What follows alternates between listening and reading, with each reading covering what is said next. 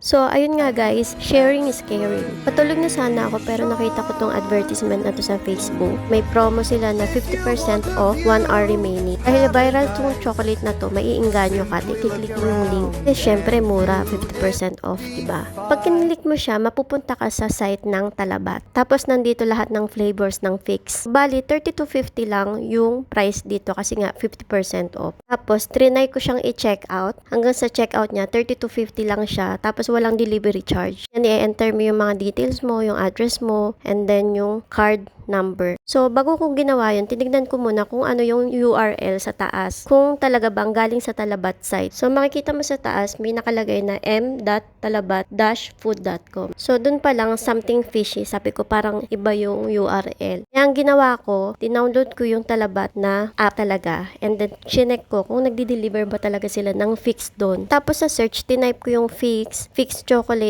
chocolatier. Pero wala, hindi siya lumalabas sa search sa Talabat na app. Kaya yun, nasigurado ko na scam yung site na yun. Mag-ingat kayo sa mga ganong site kasi phishing site yun. Bali, ang gagawin nila, kukuhanin nila yung card details mo, and then once na nakuha nila yung card details mo, kaya na nilang bawasan ng bawasan yung laman ng card mo. Kaya palagi kayong maging vigilant sa mga kiniklik yung site, especially pagka mag-a-ask na ng bank details nyo. So, ayun lang guys. Hope it helped. Night.